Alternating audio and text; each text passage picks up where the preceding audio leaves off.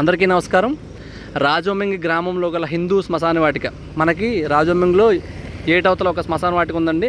అక్కడ కూడా దాన్ని అన్ని హంగులతో రోడ్డు వేసి గతంలో మన సర్పంచ్ గారు చేయడం జరిగింది. ఇప్పుడు పైన ఉన్న హిందూ శ్మశాన వాటిక ఇక్కడ మన కమ్మరపేట ప్రజలు అవ్వచ్చు, లేకపోతే క్వార్టర్స్లో ఉన్న ప్రజలు అవ్వచ్చు, ఇలా పైన నివసిస్తున్న ప్రజలందరికీ ఇది ఒక శ్మశాన వాటిక కింద ఉంది. గతంలో ఇక్కడ చాలా అధ్వానమైన పరిస్థితులు ఉండేవి. కోడిపెంట మనం చూడొచ్చు, కింద కోడిపెంట చెత్త అంతా వేస్తూ ఉండేది. అలాంటి దాన్ని ఇప్పుడు శుభ్రం చేస్తున్నారు.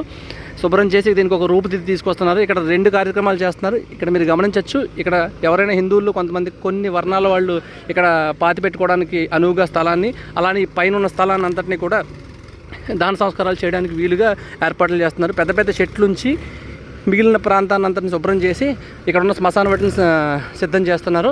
పైన మనకి ఇక్కడ ఒక బోరు అన్ని రకాలుగా హంగులతో దీన్ని సిద్ధం చేయడానికి మన సర్పంచ్ రమణి గారు ఆధ్వర్యంలో వాళ్ళ తమ్ముడు ఏపీఐసీ డైరెక్టర్ గొల్లపూడి పెద్దిరాజు గారు ఈ కార్యక్రమాన్ని దగ్గర నుండి పర్యవేక్షిస్తూ ఈ కార్యక్రమాన్ని నడిపిస్తున్నారు. ఒకసారి ఆయనతో మాట్లాడే ప్రయత్నం చేద్దాం. అనయ్య, ఏంటి కార్యక్రమం? అందరికీ నమస్కారం అండి.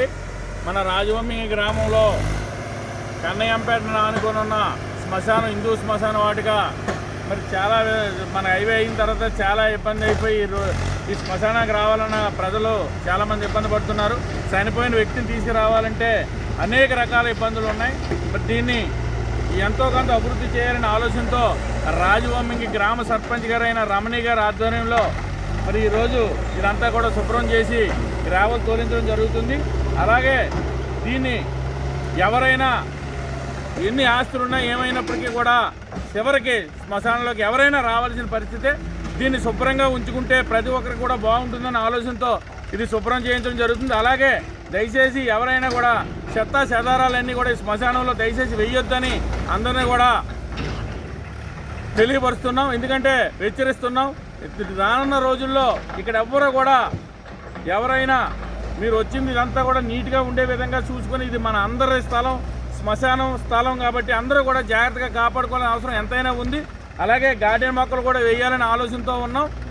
దీనికి అలాగే ఒక మోటార్ ఏర్పాటు చేసి స్నానాలు, అలాగే కాళ్ళు చేతులు కడుక్కోవడానికి కూడా వాటర్ సదుపాయాన్ని కూడా ఏర్పాటు చేయాలని ఆలోచనతో ఉన్నాను. అలాగే మన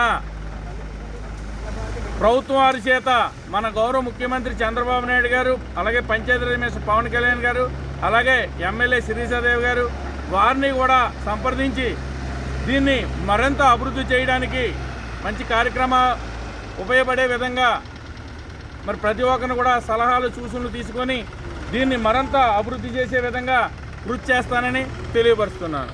అలానే మన శ్మశానానికి ఎవరైనా దాతలు ముందుకొచ్చి వారి సాయి సహకారాలు అందించే విధంగా కూడా సహకరించాలని దాతలను మనస్ఫూర్తిగా కోరుచున్నాం.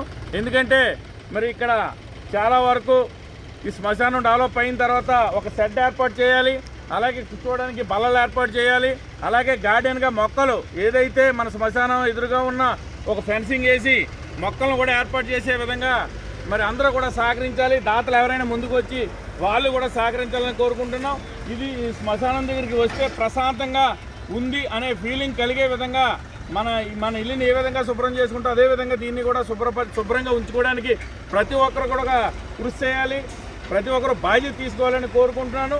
ఈ శ్మశానంలో దయచేసి ఇక్కడ నుంచి ఎవరు కూడా చెత్త చెదారం వేయకూడదని ప్రతి ఒక్కరికి తెలియపరుస్తున్నాను.